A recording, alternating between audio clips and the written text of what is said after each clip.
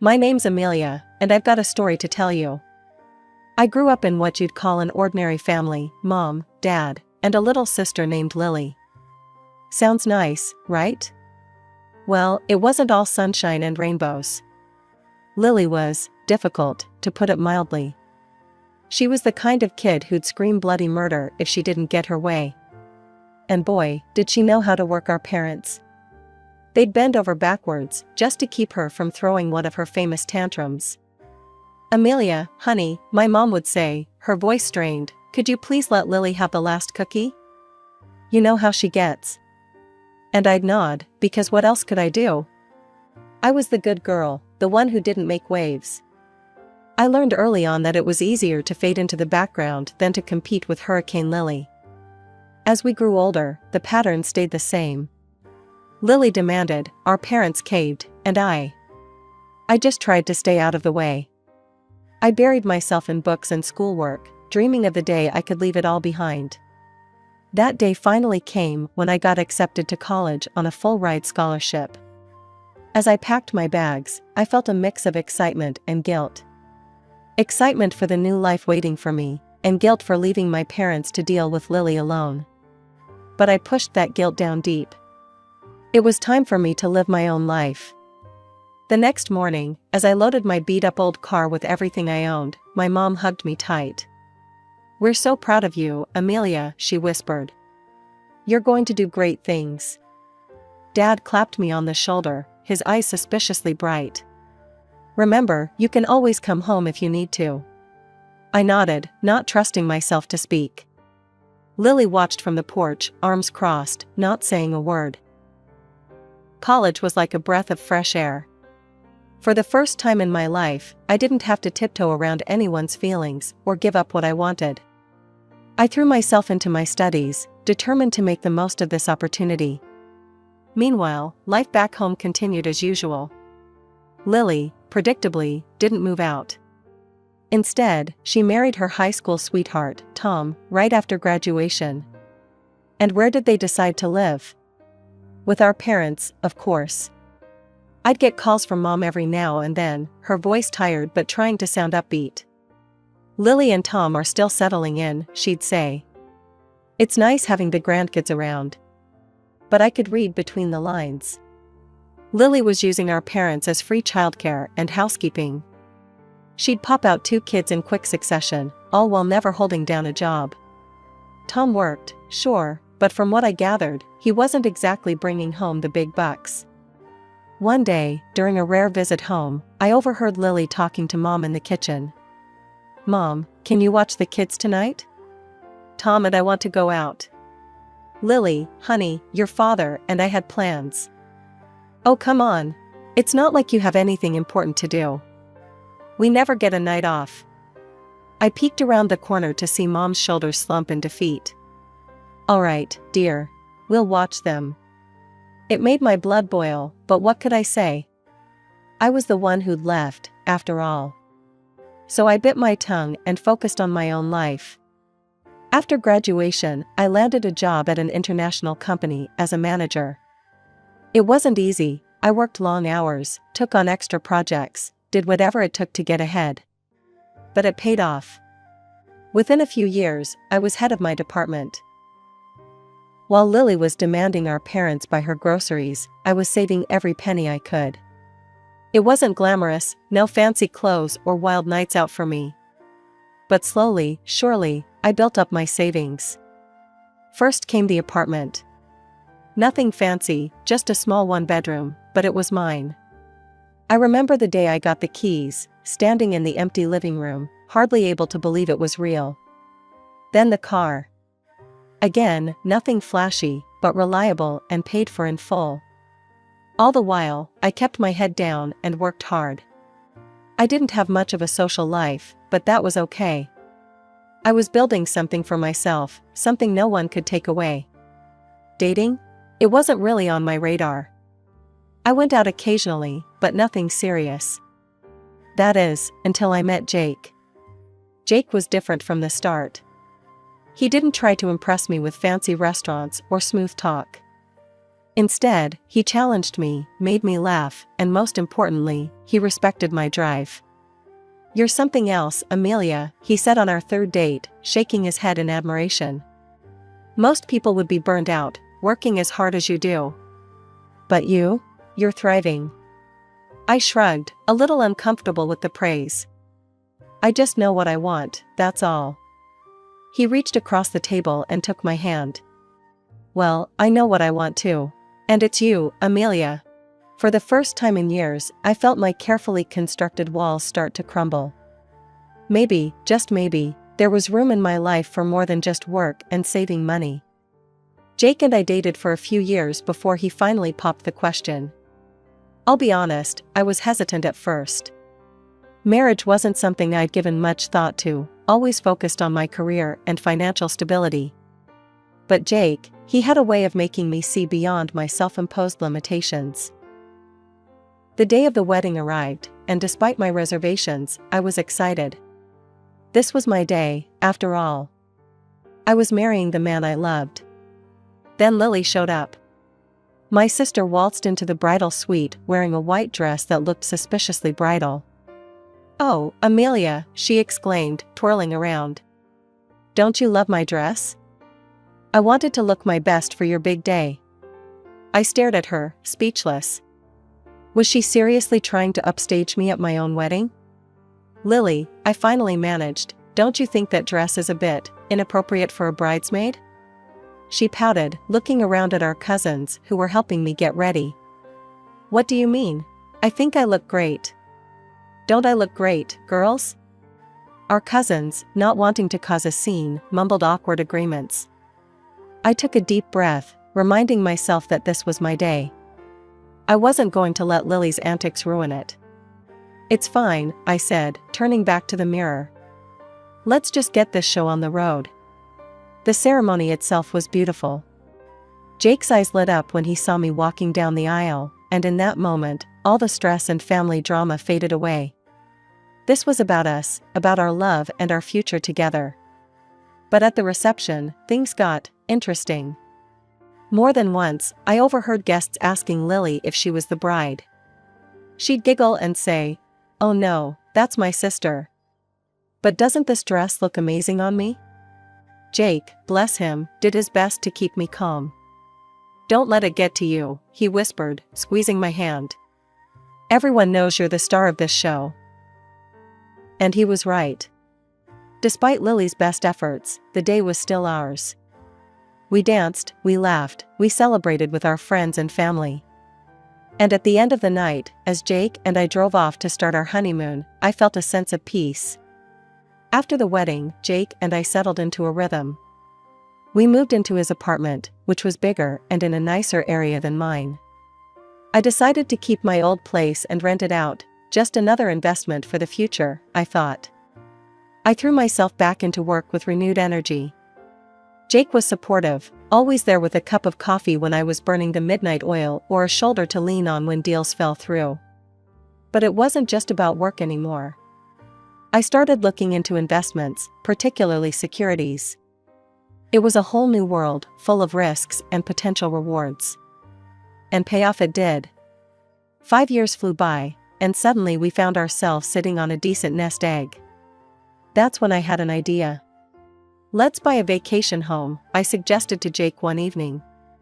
"Somewhere my parents could use too, to get away from everything." Jake knew what I meant by everything. My sister, her husband, their 3 kids, it was a lot for my parents to handle. We found the perfect place, a beautiful villa on a lake, just outside the city.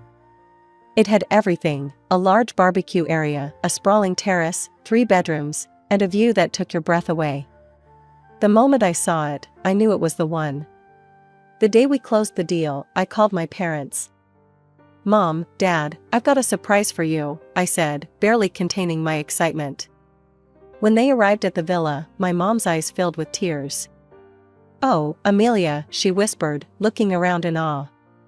This is too much." Dad was speechless, running his hand along the smooth kitchen countertop like he couldn't believe it was real. "It's not too much," I insisted. "You deserve this. A place to relax, to get away from. From your sister, Dad finished, a hint of guilt in his voice. I nodded. But listen, there's one thing. Can we not tell Lily that I bought this?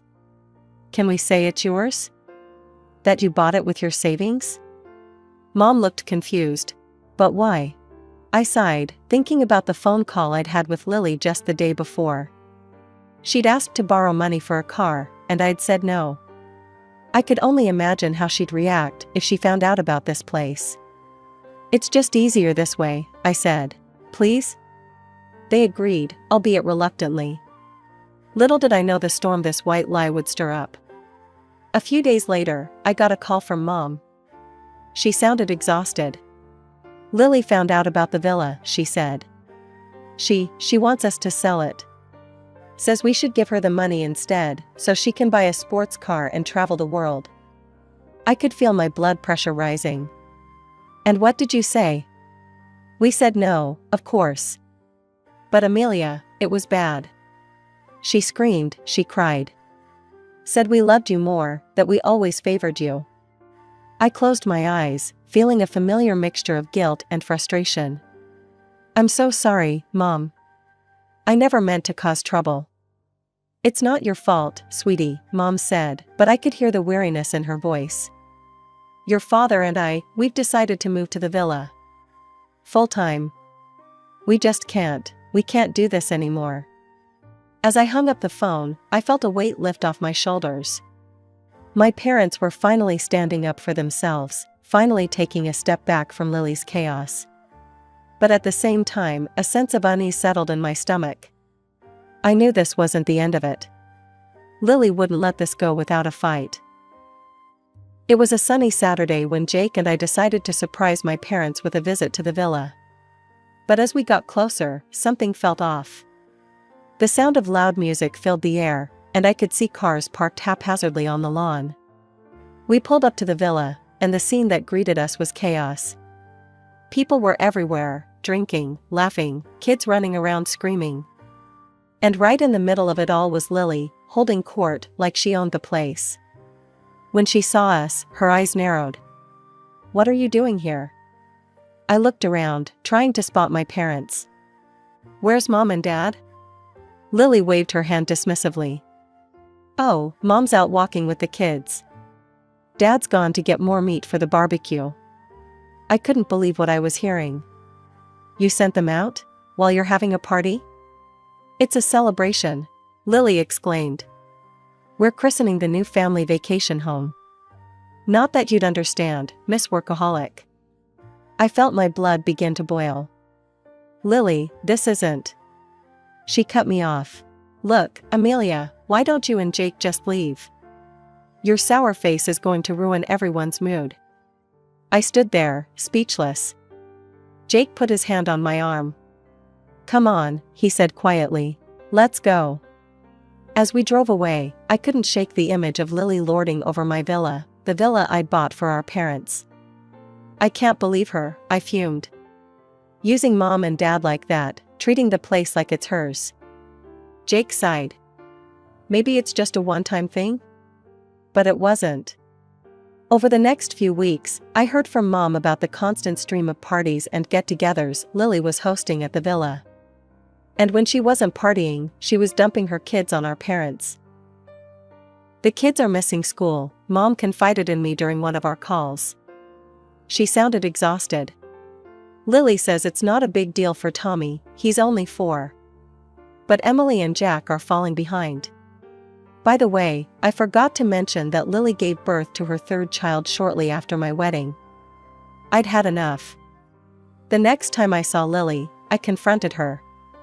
You need to stop taking advantage of Mom and Dad, I said. They're not your personal babysitters. And the kids need to be in school. Lily rolled her eyes. Don't be such a killjoy, Amelia. Mom and Dad love having the kids around. But I could see the toll it was taking on our parents. They looked tired, worn down. This wasn't the peaceful retirement I'd envisioned for them when I bought the villa. After several more failed attempts to reason with Lily, I made a difficult decision. I contacted Child Protective Services. The investigation was quick and discreet. Lily got a formal reprimand, and suddenly, the kids were back in school full-time. The endless parties at the villa stopped too. Mom called me a few days later. "Things have calmed down," she said, and I could hear the relief in her voice. "Your father and I are actually getting to enjoy the place now." I felt a weight lift off my shoulders. This was what I'd wanted all along, for my parents to have a peaceful place to retire. But my relief was short-lived. The next time I saw Lily, her eyes were full of venom. "I know what you did," she spat. "Calling CPS on your own sister. You're a traitor, Amelia. I'll never forgive you for this."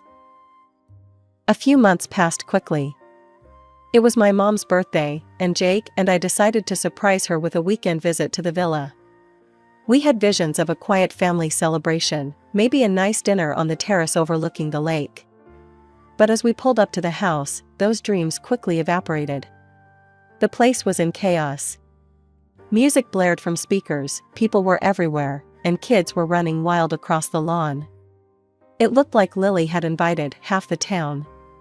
We made our way inside, where I found Mom in the kitchen, looking exhausted and on the verge of tears.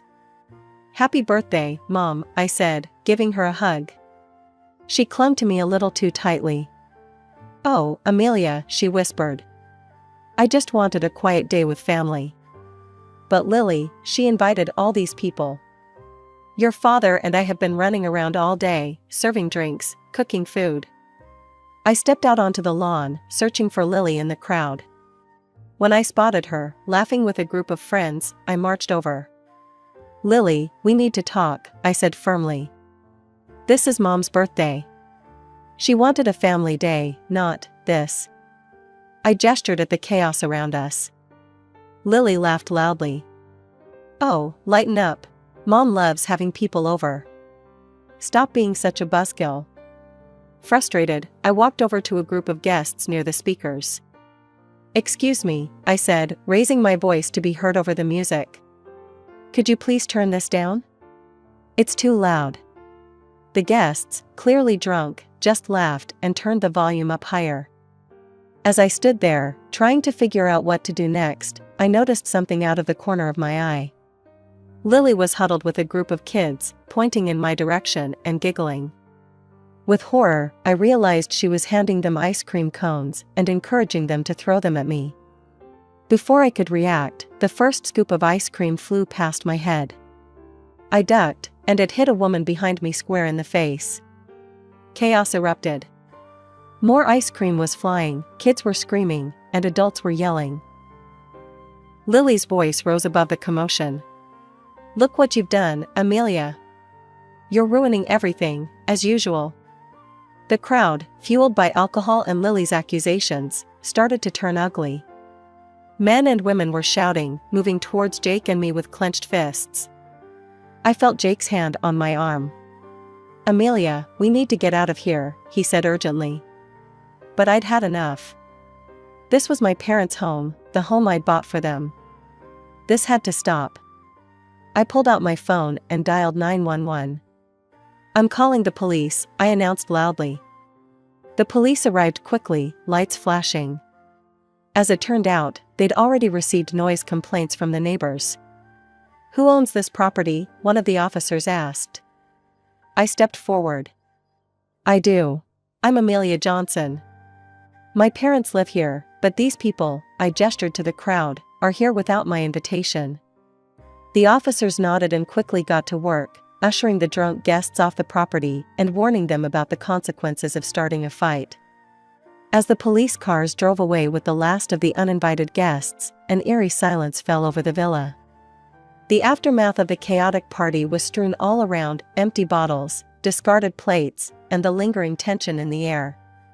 Lily stood in the middle of the living room, her face a mix of shock and anger. "What do you mean, this is your house?" she demanded, her voice shrill. I took a deep breath. "I bought it. For Mom and Dad to retire in peace." "You?" Lily's eyes narrowed. Then, suddenly, her demeanor changed. A sly smile spread across her face. Well, little Miss Perfect. always full of surprises. She sauntered over to me, her voice dropping to a conspiratorial whisper. Listen, Amelia. Let's forget about this little misunderstanding. I've got a proposition for you. I raised an eyebrow, wary. What are you talking about? This property, Lily gestured around grandly. It's got potential. Why don't you sign it over to me? I could build a few more houses, rent them out. I've been looking for a passive income opportunity for ages. You've already got your fancy job. Why not help your sister out? Absolutely not, I said firmly. This house is for Mom and Dad. It's not for sale or development. Lily's face darkened. You'll regret this, Amelia. Mark my words. With that, she stormed out, her husband and kids trailing behind her. I turned to Mom, who looked shell-shocked. I'm so sorry, Mom. This isn't how your birthday was supposed to go. To my surprise, she pulled me into a hug. Oh, honey. Thank you for standing up for us. For everything. I spent the rest of the day helping Mom clean up the mess, but Lily's threat kept echoing in my mind. I knew my sister well enough to know she wouldn't let this go easily. Before Jake and I left, I made a decision. I hired a security company to install hidden cameras around the property and set up an alarm system that would alert my phone if anyone entered the grounds. 2 weeks later, my phone buzzed with an alert from the villa's security system. Someone had entered the property. Worried it might be a false alarm triggered by my parents, I called Mom. Mom, are you and Dad at the villa? There was a pause. No, honey. We're back at the old house. Lily, she insisted we come help with the kids. We'd been here for a week. My heart sank. I told Mom I'd call her back and immediately headed for the villa with Jake. The sight that greeted us was heartbreaking. The beautiful home I'd bought for my parents was in shambles. Furniture was overturned, things were strewn everywhere, and there was even some graffiti on the walls. Fury rose in me as I called the police. When they arrived, I showed them the security footage. There was no doubt, it was Lily and her husband, vandalizing the property in a drunken rage. A few days later, my phone rang. It was Lily. You need to drop the charges, she said without preamble. The police brought us in for questioning. They're talking about pressing charges for vandalism and trespassing. You have to make this go away, Amelia. I took a deep breath. No, Lily. I'm done cleaning up your messes.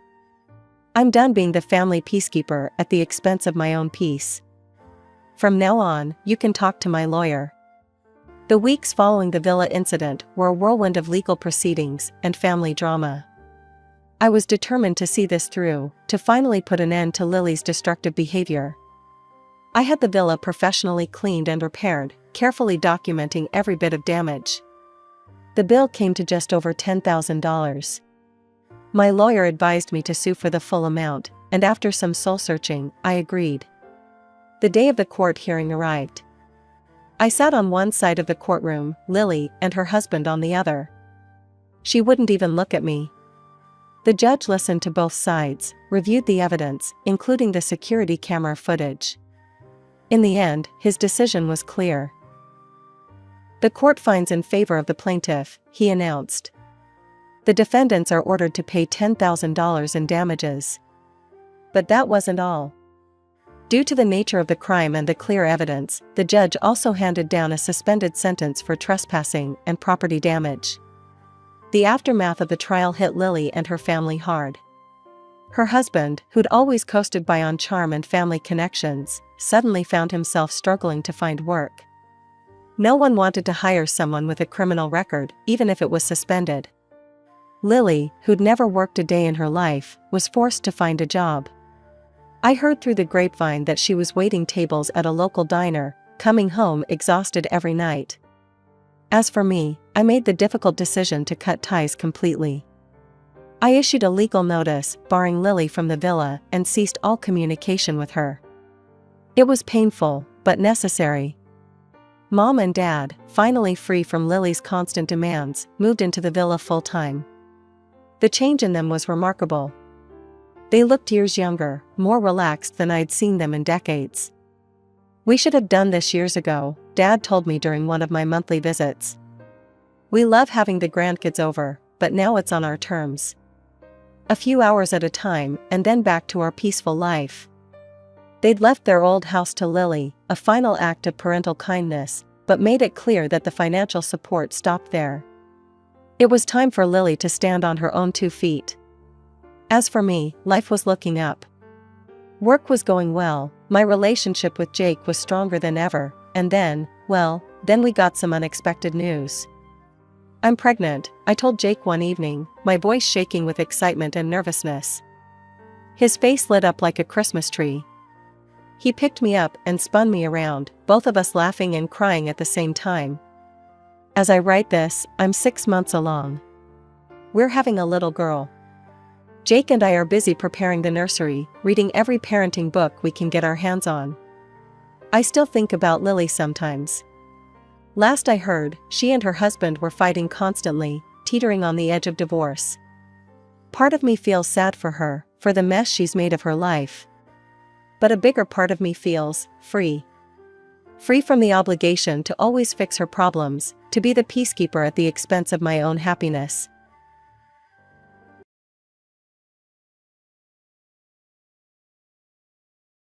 Hi, everyone. I'm Margaret, a 30-year-old marketing consultant living in a cozy suburban neighborhood.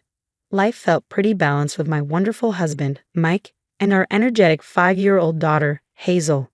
Mike, a high school teacher, and I shared not just a deep love for each other, but for our lively little girl, who brought endless joy into our world. One weekend, we had an important work conference to attend, a significant opportunity for both of us professionally. That's when Mike's Aunt Jennifer offered to babysit Hazel. Jennifer was well-meaning but known for her strict, old-fashioned ways. She had always been involved in our lives, the kind of person who clung tightly to tradition, shaping much of Mike's family values. Jennifer really loves Hazel, Mike reassured me one evening as we discussed our plans. She's always been there when we've needed her. I nodded, tucking a loose strand of Hazel's hair behind her ear as I watched her draw. I know, but you remember how she can be. About, everything. Remember last Christmas? She nearly lost it because Hazel wore her hair down at church. Mike chuckled. Yeah, but she means well, and we need someone for the weekend.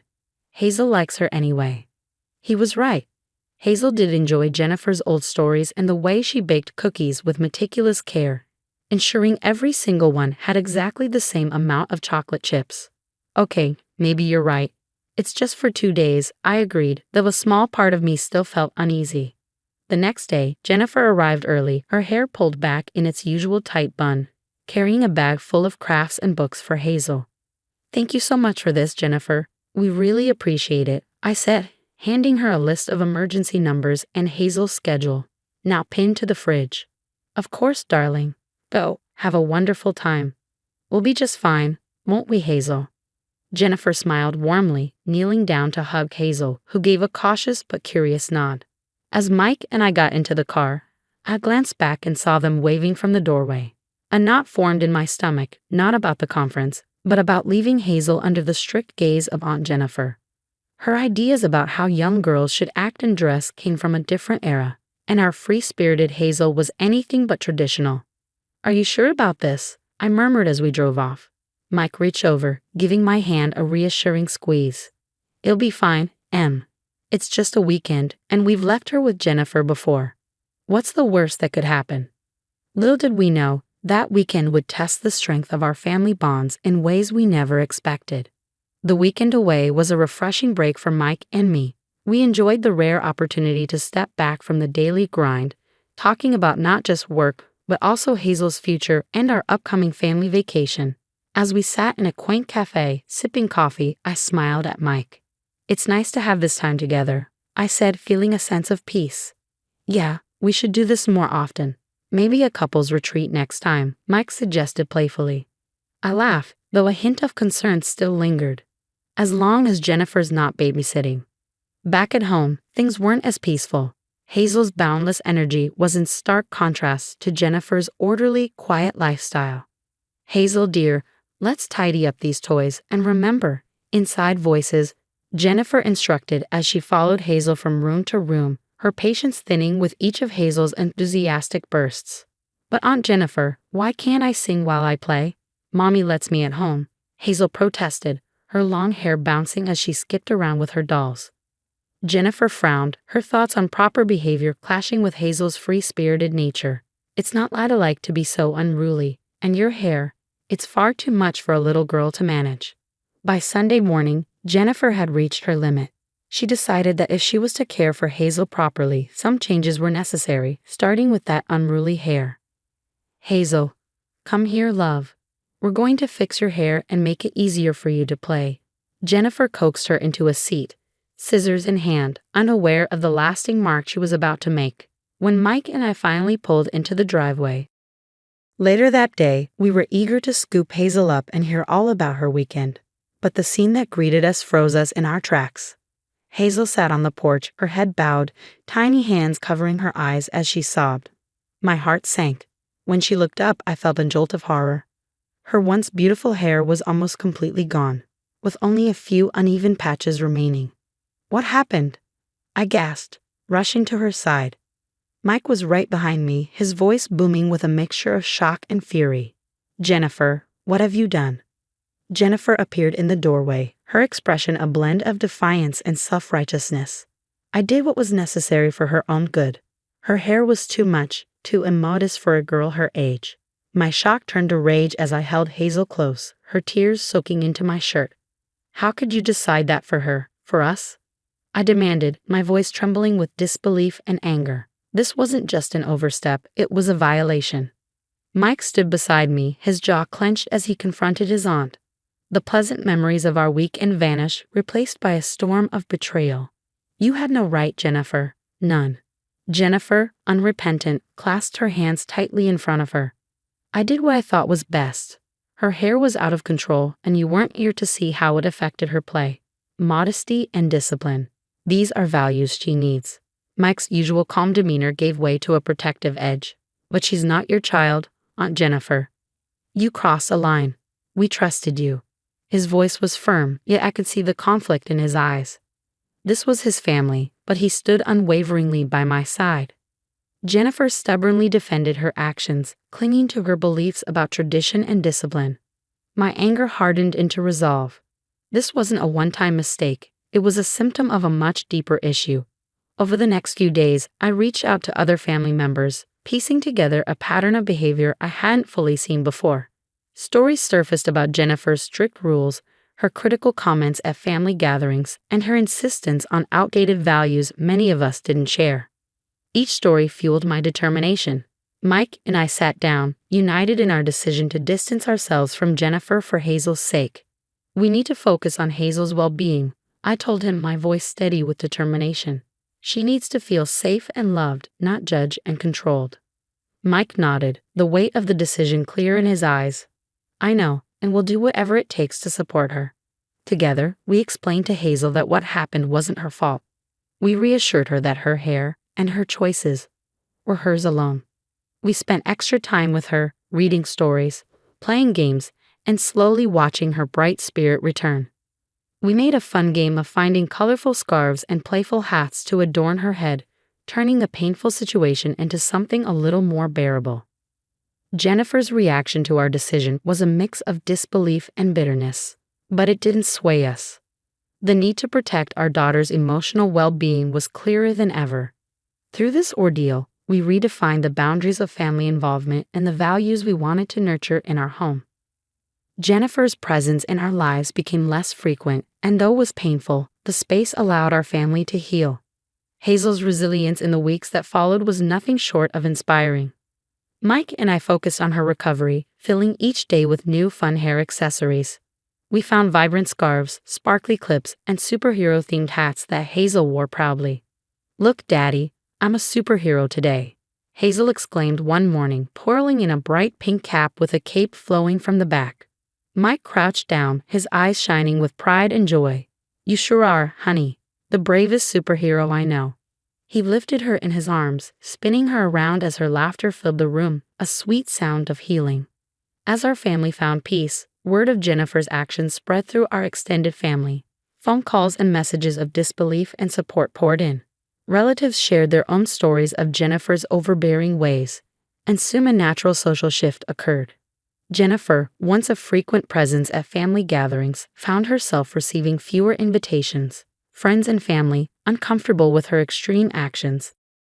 The realization that her influence was waning hit Jennifer hard, but it was a necessary shift for the rest of us. In this newfound family dynamic, Mike and I formed stronger bonds, not just with each other but with relatives who shared our values: freedom, individuality, and respect. As Hazel's hair began to grow back, her curls became symbols of her regained autonomy and the love that surrounded her.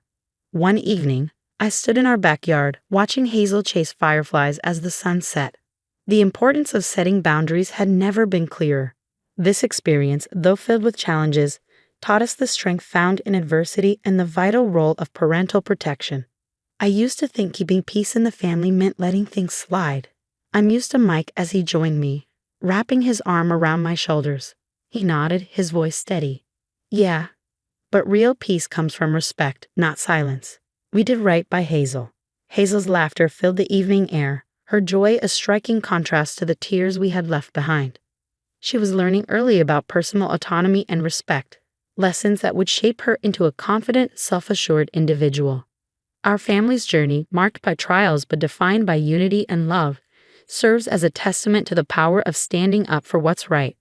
For those of you watching, remember the importance of nurturing a safe, loving environment where young minds can thrive. That brings us to the end of our story. Now I'd love to hear from you. Do you think it's ever justifiable for family members to impose their personal values on children without the parents' consent? Share your thoughts in the comments below.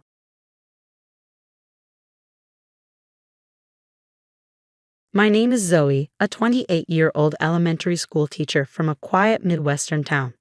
But beneath its calm surface lurked mysteries and secrets that would unravel everything I believed about my family. It all began on a chilly autumn evening when a phone call changed my life forever.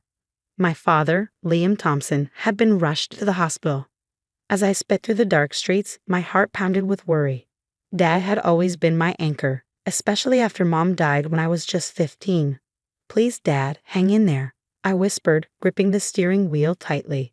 When I arrived at the hospital, I found Linda, my stepmother of 3 years, pacing the waiting room. Her usually perfect hair was messy, and her mascara had run in dark streaks down her face. Zoe, thank God you're here, she said, her voice trembling. The doctors won't tell me anything. Just then, a doctor appeared, his expression serious. Are you Liam Thompson's family? He asked. Yes, I replied, my chest tightening. I'm his daughter. How is he? The doctor's face softened slightly. I'm sorry, but your father's condition is critical. We're doing everything we can, but you should prepare yourselves. The next few days passed in a blur of sterile hospital rooms, the sound of machines, and whispered prayers. I stayed by Dad's side, clutching his hand and recalling happier times. Linda was often on her phone, which I found odd, but I chalked it up to stress. On the 4th day, I had drifted off in a hospital chair when I felt a light squeeze on my hand. My eyes snapped open to find Dad staring at me, his gaze intense. Zoe, he rasped, his voice barely audible.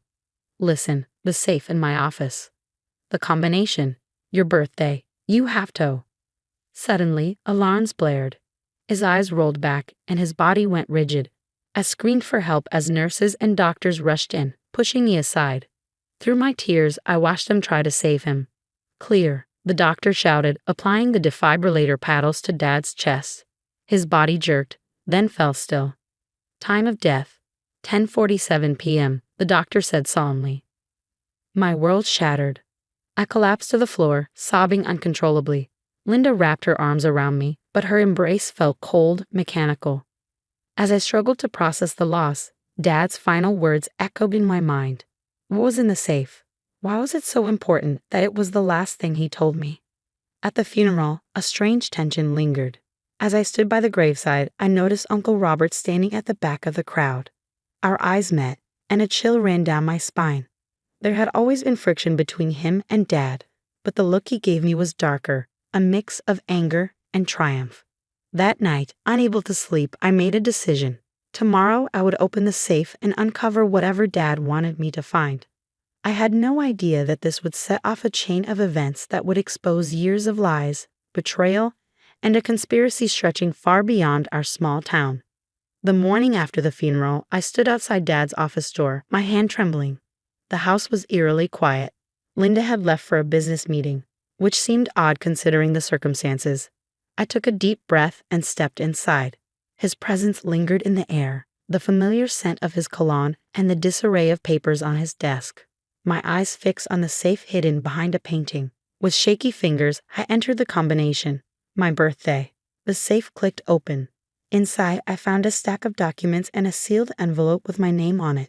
My heart pounded as I tore it open, revealing a handwritten letter. Zoe, my darling daughter, if you're reading this, something has happened to me. I pray I had the chance to tell you in person, but if not, you need to know the truth. Your life is in danger. Linda and Robert are not who they claim to be. A sudden noise downstairs startled me. Footsteps. Panic surged through me as I shoved the letter and documents into my bag, quickly closing the safe and replacing the painting. The door burst open, and Uncle Robert stood there, his face a mask of concern. Zoe dear, he said smoothly, I've been looking for you. The lawyer's here for the will reading. I forced a smile, my mind spinning. Of course, I'll be right down. In the living room, a stern-faced lawyer I didn't recognize sat beside Linda, who dabbed at dry eyes with a handkerchief. Robert guided me to a seat, his hand on my shoulder feeling more like a warning than comfort. The will reading was a blur, but one thing became clear. Everything, every last penny and property had been left to Linda. There must be some mistake, I protested, looking between the lawyer and Linda. Dad would never. Now Zoe, Robert interrupted, his voice sickeningly sweet. Your father wanted to ensure Linda was taken care of. I'm sure you want that too, right? Linda reached over, patting my hand. Don't worry, dear. I'll make sure you're provided for. I yanked my hand away, bile rising in my throat. This was wrong. All of it. As soon as I could, I fled to my best friend Emily's house. Her eyes widened as I poured out the entire story, showing her dad's letter. Zoe, this is insane. Emily gasped.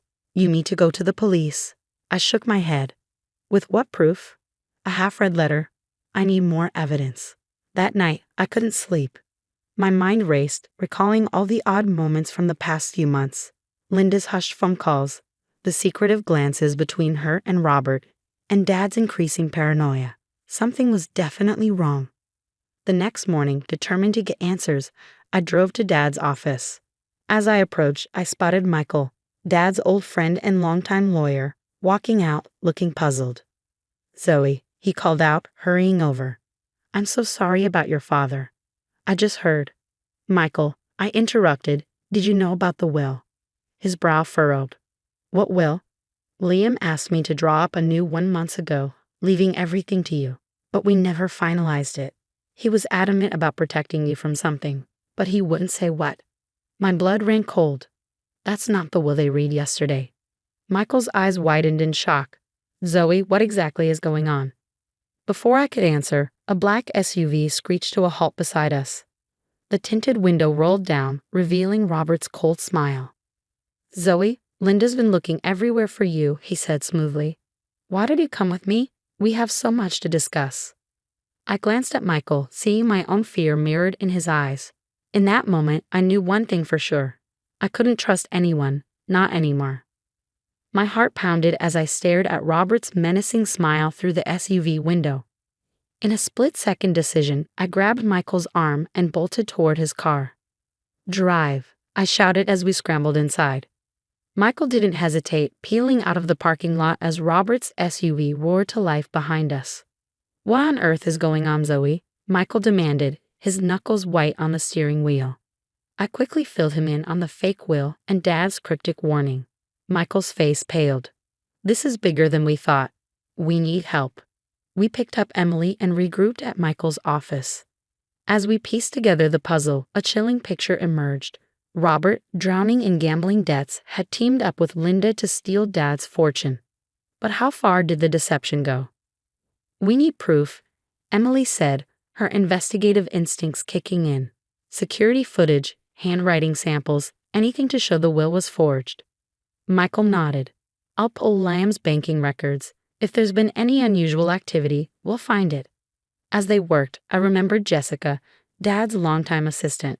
If anyone knew Dad's recent movements, it would be her.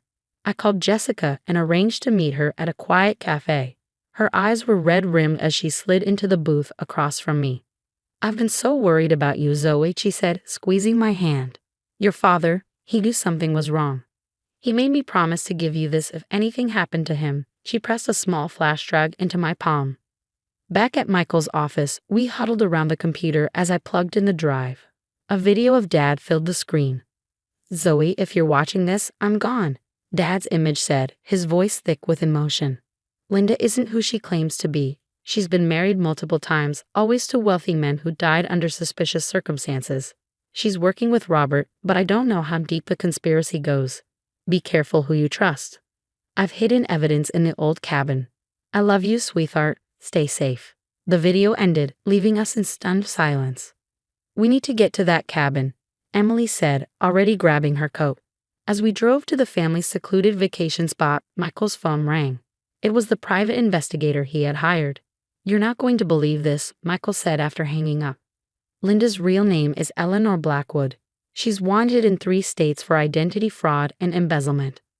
At the cabin, we found a hidden safe containing documents that laid out Robert and Linda's entire scheme. Armed with this evidence, we decided to confront Robert directly. We found him at Dad's house, frantically packing a suitcase. His face drained of color when he saw us. It's over, Robert, I said, my voice steadier than I felt. We know everything. Robert's shoulders slumped. I never wanted to hurt Liam, he said, his voice breaking. But the debts. Linda said she could fix everything. I didn't know she was planning to. He couldn't finish the sentence, but the implication was clear. Dad's death might not have been natural after all. Suddenly, tires screeched outside. Through the window, we saw Linda speeding away in Robert's SUV. As sirens wailed in the distance, I realized this wasn't over. Linda was still out there, and she had nothing left to lose. The truth about Dad's death was still shrouded in mystery, and I was determined to uncover it, no matter the cost. With Robert's confession and the mountain of evidence we'd gathered, justice for Dad was within reach. But as the police car lights flashed across the darkening sky, I couldn't shake the feeling that the most dangerous part of this ordeal was yet to come. The next few weeks were a whirlwind of legal proceedings and police interviews. I stood firm, presenting the evidence we gathered to the authorities. The forged will was quickly invalidated, and Robert faced the consequences of his actions. As I watched Robert being led away in handcuffs, I felt a strange mix of sadness and relief. He had betrayed our family in unimaginable ways, yet in the end, his confession was crucial in bringing down the entire scheme. The search for Linda intensified, her face plastered across news channels and billboards. It seemed like she had vanished into thin air, but I knew it was only a matter of time before justice caught up with her. 3 months after Dad's death, I finally got the call I'd been waiting for. Linda had been arrested, caught trying to cross the Canadian border with a trunk full of cash and fake passports. The officer on the phone assured me that with all the evidence stacked against her, she'd be facing a long time behind bars. With the legal battles finally over, I inherited Dad's business and our family home. Standing in his office, surrounded by memories, I made a decision. I would use part of my inheritance to start a scholarship fund in Dad's name, helping underprivileged kids in our community pursue their dreams. It felt like the right way to honor his legacy, to continue the work he had been so passionate about. As the months passed, I found a new rhythm to my life. I threw myself into teaching, finding solace in my students' bright, eager faces. They reminded me daily of the good in the world and of the difference I could make. In the evenings, I pored over the books of Dad's business, determined to keep his legacy alive and make it something he would be proud of.